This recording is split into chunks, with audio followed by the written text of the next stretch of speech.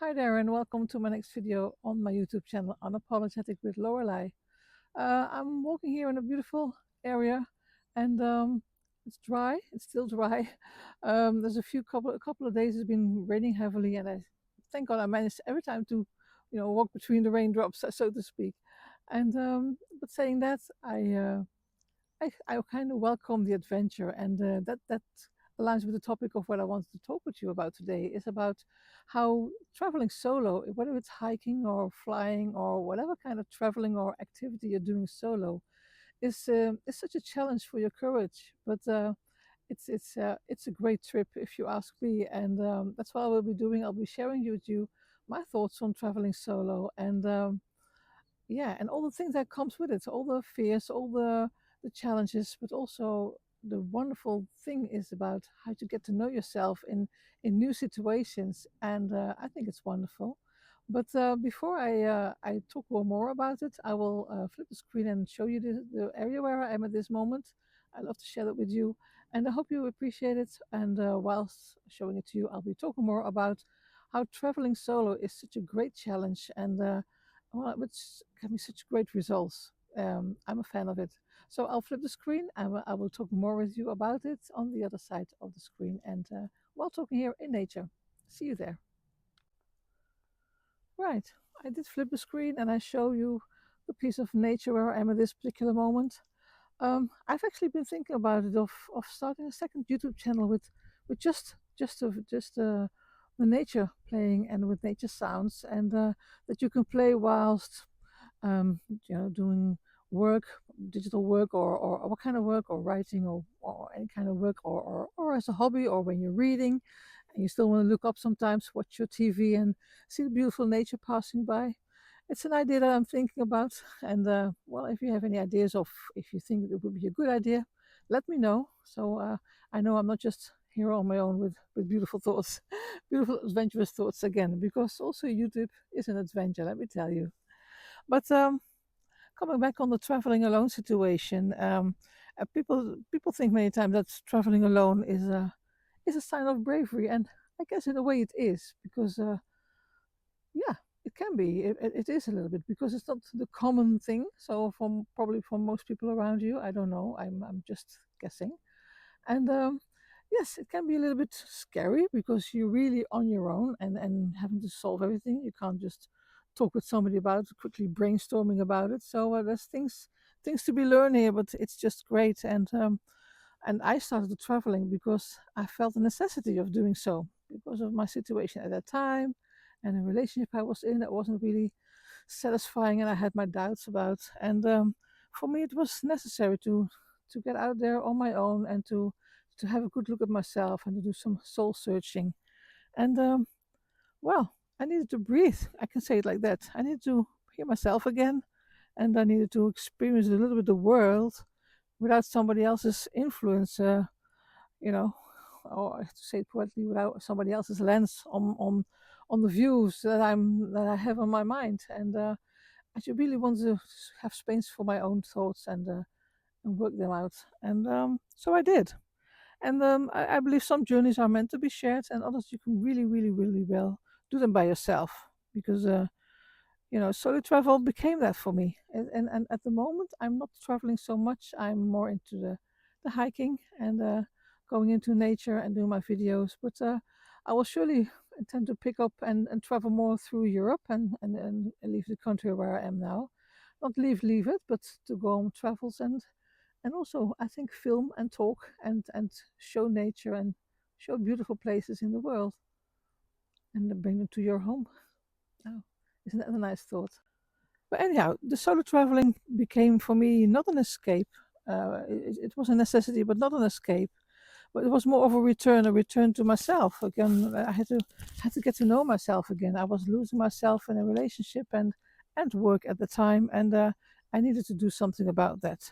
And probably most people fear the unknown because they never dealt with it so much. And yeah, it's different for me. I welcome it, and I think the unknown is not there to scare you, or you shouldn't be scared by it. Um, I think it's trying to I think it's good to shape yourself. It's going to shape you in ways that you cannot do in a noisy surroundings and noisy, yeah, noisy things, your private life and your work, whatever. Okay, you can still travel alone to cities, of course. That's also traveling. You don't really have to go like I'm standing here in the middle of nature and doing solo this way. But you can travel solo to very touristic areas. You're still traveling by yourself and still will meet challenges. And but I think they will strengthen you and they will stretch you. And as I said, if you walk into a new city with no one to mirror yourself against, or and then suddenly you are the mirror. That's quite an experience. You are the mirror, and that's what I did. That's one thing I did when I traveled.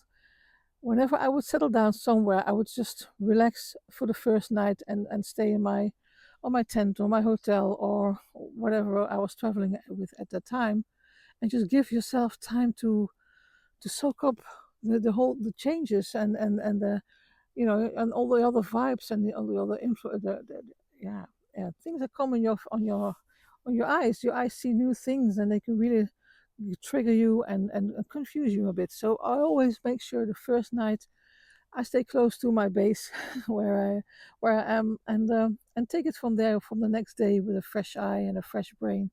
And that kind of helps. I feel stronger then.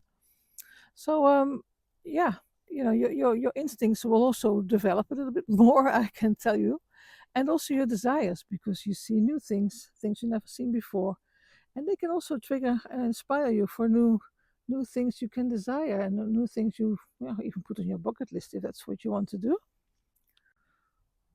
But you also learn your own boundaries and also how to stretch them sometimes. And well, in short, I think traveling solo is really meeting yourself in real time. There's no escaping unless you stay in your tent or your hotel or wherever you are. That's well, that's not traveling then, is it? It's just hiding then, which is not what you want to do when you're traveling solo.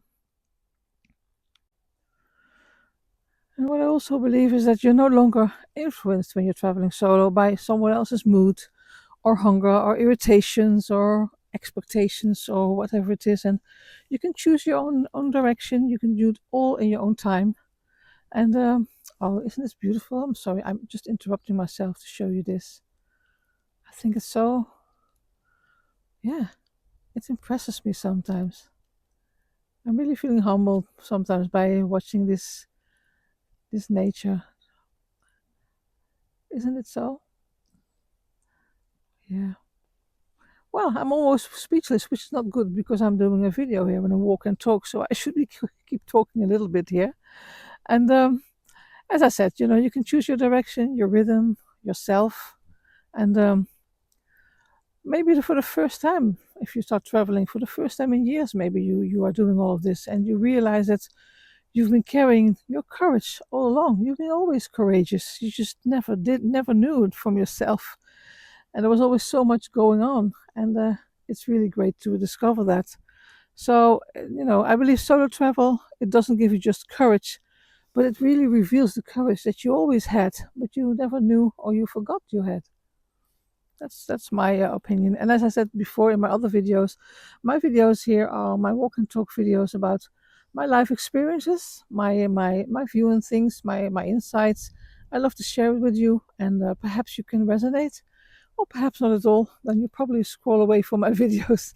But if you do, then you can let me know in the comments, and I will read them and I will respond to them. So it's a kind of two-way street. It will be then my walk and talk here.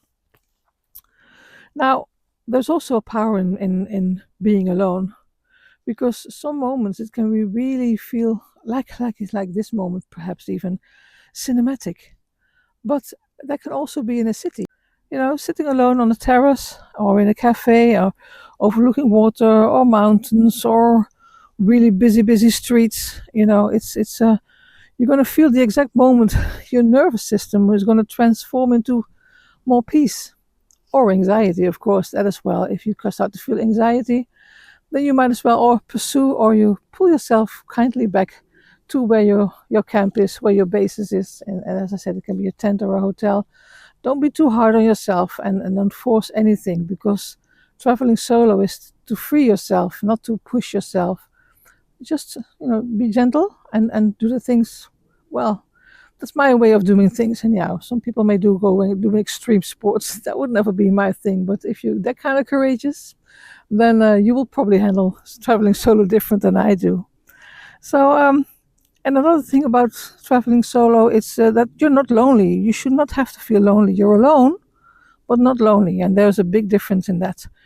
And you're not abandoned because, after all, you left yourself, and you're just self-guided because you're the one who left. You're the one who took up the solo traveling. So I believe you're not abandoned, but you're just self-guiding yourself, and you might not even be searching for someone to join you because, after all, you chose to travel solo.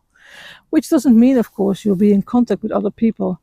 You'll probably be a lot more in contact with other people, even just because you're traveling solo. Because when people see you travel with somebody, they don't interfere because you're talking with the person you're traveling with.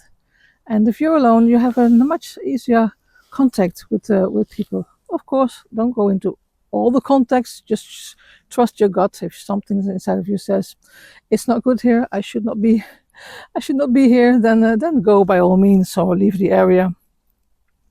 But I think you really, really learn parts of yourself, and you enjoy your own company, and you enjoy your thoughts, and you amaze yourself. I'm sure you would. I'm sure you will, rather.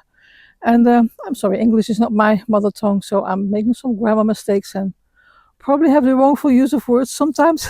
But yeah, that's what it is. I'm trying to improve every time, but I will stumble on my words sometimes. But yeah, I can advise anybody to travel alone, and experience the moments, experience every moment of your travel. That's another thing. Don't just endlessly film or make pictures and then at home start to enjoy the travel that you are doing. You really have to enjoy the time that you are traveling.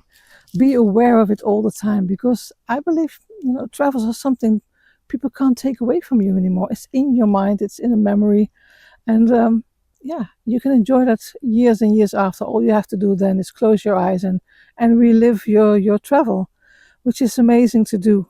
Which is amazing to do, really.